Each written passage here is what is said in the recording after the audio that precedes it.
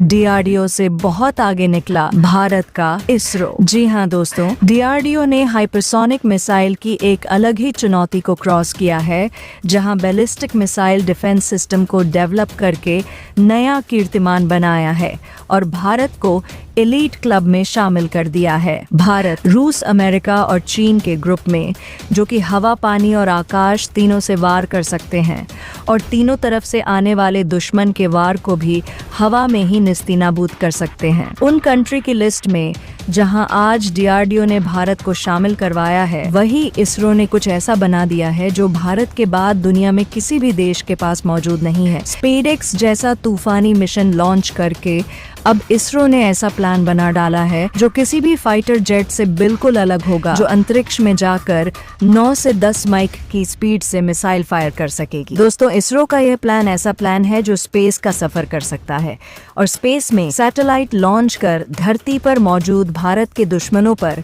Hypersonic missile भी launch कर सकता है। जी हाँ, हम बात कर रहे हैं स्पेस प्लेन की, इसरो के टीएसटीओ स्पेस प्लेन की। दोस्तों, यह एक ऐसा प्लान होगा जो सिर्फ धरती के वायुमंडल में ही नहीं बल्कि अंतरिक्ष में जाकर के मिसाइल या फिर अपना वॉरहेड लॉन्च करके वापस धरती पर आने में सक्षम होगा। ये एक ऐसी उपलब्धि है जो आज तक किसी भी देश ने हासिल नहीं की है। सारे देश जिन्हें कोई भी सैटेलाइट लॉन्च करना होता है या अंतरिक्ष में इंटर करना होता है, तो सिर्फ उनके पास एक ही उपाय होता है और वह है रॉकेट स्पेस शटल, और कुछ भी नहीं। और रॉकेट में भी सबसे बड़ी उपलब्धि अभी जिसके पास थी वह थी एलोन मस्क की SpaceX के पास, जिनके पास रियूजेबल रॉकेट है। ऐसे रॉकेट जो अंतरिक्ष में जाएंगे, अपना पेलोड छोड़ेंगे और जो सैटेलाइट छोड़ना होगा उसे छोड़ेंगे और वापस जमीन पर नीचे उतर जाएंगे।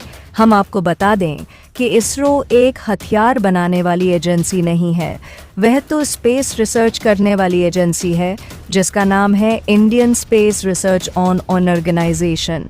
लेकिन इसरो ने भी एक ऐसा हथियार लॉन्च करने का एक प्लेटफॉर्म दे दिया है भारत को, भारतीय आर्मी को, जिससे पूरी दुनिया बिल्कुल हैरान है।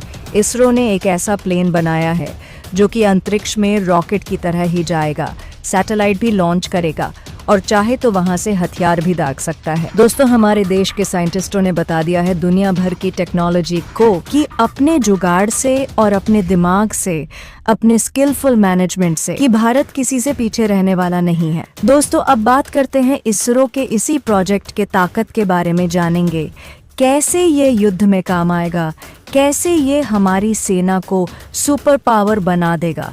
देखिए, इसरो ने इस प्लेन को 2030 तक पूरा करने का लक्ष्य रखा है और आपने अभी हाल ही में न्यूज़ देखी होगी कि एक रियूजेबल स्पेसक्राफ्ट को लॉन्च किया गया था हमारे इसरो की तरफ से, और वह जब लॉन्च होता है तो अंतरिक्ष में जाता है और सफलतापूर्वक वापस आ जाता है। जी हाँ, ये वही प्लेन था, उसी की टेस्टिंग चल रही थी।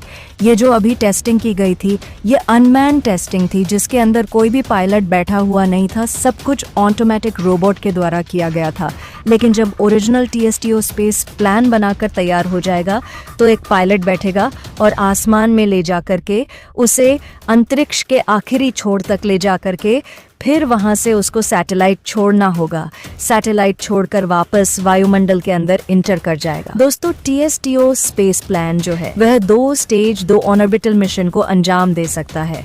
टीएसटीओ एक ऐसा स्पेसक्राफ्ट है, एक ऐसा प्लेन है जिसके अंदर आपको मिलेगा टर्बोजेट इंजन, रैमजेट इंजन और स्क्रैमजेट इंजन के अलावा रॉकेट बूस्टर भी इसके अंदर आपको देखने को मिलेगा। ये स्पेसक्राफ्ट जमीन से 15 किलोमीटर की हाइट को कवर करने के लिए 15 किलोमीटर तक टर्बोजेट इंजन से फ्यूल बंद करेगा। फिर 15 किलोमीटर के बाद इसका एक्टिव होगा रैमजेट इंजन, और रैमजेट इंजन जो है वो 15 से 25 किलोमीटर की ऊंचाई तक इसको लेकर जाएगा। रैमजेट इंजन के बाद नया इंजन काम करना चालू कर देगा जिसका नाम है स्क्रैमजेट इंजन, और ये एकदम स्पीड से लेकर जाएगा प्लेन को 25 से 27 किलोमीटर की हाइट तक।